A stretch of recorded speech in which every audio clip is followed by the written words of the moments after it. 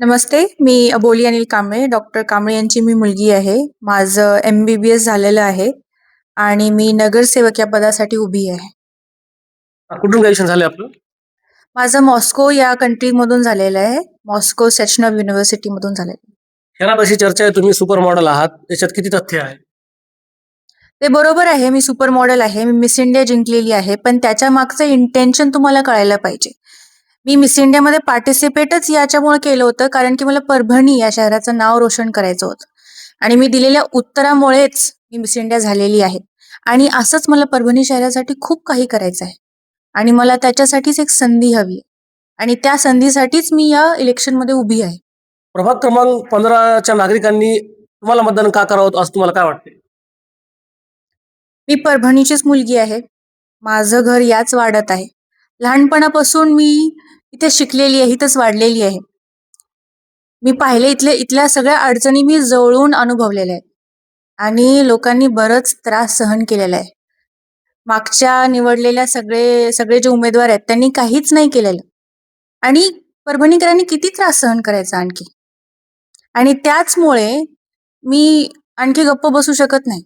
कारण की रस्ते नाही आहेत, नाल्या नाही आहेत, लेकरांसाठी पार्क नाही आहेत, प्लेग्राऊंड नाही आहेत आणि कलाकारांसाठी नाट्यमंदिर नाहीये. म्हणजे तुम्ही काय केलंय?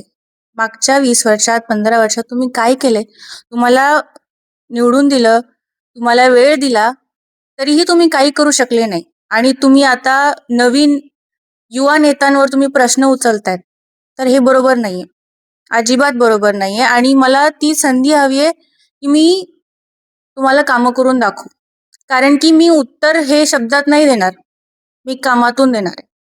प्रभागाची चर्चा आहे की तुम्ही प्रभाग क्रमांक 15 मध्ये निवडून आल्यावर उद्याला तुम्ही अवेलेबल राहणार का? नाहीतर तुमच्या याला PA फोन करावा लागणार नागरिकांना. असं काहीच होणार नाही. मी पर्सनली दर नागरिकासाठी इथं हजर राहणार आहे. त्यांच्या सगळ्या प्रॉब्लेम्स, त्यांच्या सगळ्या अडचणी मी पर्सनली ऐकून घेणार आहे, नोट करणार आहे, त्याच्यासाठी सोल्युशन काढणार आहे आणि कामाला लवकरात लवकर सुरुवात करणार आहे. तुम्ही एक उच्च शिक्षित तरुण आहात, तुम्ही तुमचं शिक्षण पुणे, मुंबई आणि परदेशातून झालेले आहे. तुम्हाला असं काय वाटतं परभणी मध्ये अशा कोणत्या कोणत्या समस्या आहेत ज्वलंत आणि तुमच्या वार्डात अशा कोणत्या समस्या आहेत जे की तुम्हाला वाटते तुम्ही निवडून आला ते सॉल्व्ह करता? लोकांना असा प्रश्न पडतो की ती बाबा बाहेर शिकलेली आहे, इथे ती कसं राहणार, इथल्या अडचणी कसं समजून घेणार. पण मी लोकांना तेच सांगू इच्छिते की मी बाहेर शिकलेली आहे आणि त्याचमुळं मी जवळून पाहिलेली आहे की बाहेरच्या लोकांसाठी रस्ते, नाल्या, स्वच्छता हा विषयच नाहीये. त्यांना हे ऑलरेडी भेटलेलं आहे, तर आपल्याला का नाही?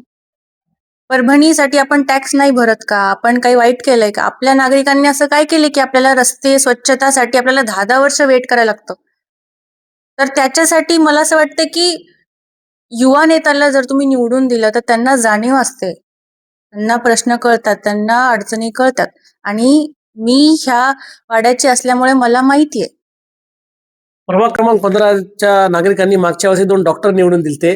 याही निवडणुकीत 2 डॉक्टर आहेत. नागरिकांचं असं म्हणजे डॉक्टरांचा आम्हाला अनुभव हा बरोबर नाही आलेला आहे. तर या डॉक्टरांकडून लोकांनी अपेक्षा ठेवायला पाहिजे का नाही पाहिजे? तुमचं काय मत आहे? सगळे परभणीकर माझ्या वडिलांना ओळखतात. माझे वडील गेल्या 25 वर्षापासून डॉक्टर म्हणून परभणीची सेवा करत आहेत आणि माझे वडील खूप प्रामाणिक आणि मेहनती असे डॉक्टर आहेत आणि त्यांच्याच कामातून मी शिकलेली आहे की सेवा ही बोलण्यात नसते तर कामात असते. त्यांच्या मनातलं एकच भाव होतं की बाबा लोकांचं भलं व्हायला पाहिजे आणि त्याच संस्काराखाली मी मोठी झालेली आहे. सेवा ही माझ्यासाठी नवीन गोष्ट नाही आणि त्या व्यक्तीची मी मुलगी आहे. तर मला असं वाटतं की लोकांनी जसं माझ्या वडिलांवर विश्वास ठेवला ॲज अ डॉक्टर, तसंच माझ्यावरही विश्वास ठेवावा. बाकीच्यांचं मी नाही बोलणार, पण मी जिथं वाढलेली आहे, ज्या संस्काराखाली मी वाढलेली आहे, मी स्वतःवर खूप विश्वास ठेवते, माझ्या वडिलांवर मी खूप विश्वास ठेवते आणि त्यामुळं माझी अशी इच्छा आहे की लोकांनीही माझ्यावर तेवढाच विश्वास ठेवावा. ॲज अ वुमन मला माहिती आहे की महिलांच्या काय काय अडचणी असतात आणि माझी अशी इच्छा आहे की या वाड्याच्या मुली, महिला हक्कानी माझ्याजवळ यावे, त्यांचे प्रॉब्लेम शेअर करावे आणि मी 100% ट्राय करेन की मी त्यांचे प्रॉब्लेम सॉल्व्ह करू आणि त्यांना एक प्रॉपर सोल्युशन देऊ. मी नागरिकांना एवढंच सांगते की मतदान रूपी त्यांनी मला आशीर्वाद द्यावा आणि मी फक्त एक संधी मागते आणि या परभणीची मुलगी म्हणून मी एवढंच सांगू इच्छिते की या संधीचं मी सोनं केल्याशिवाय राहणार नाही. धन्यवाद.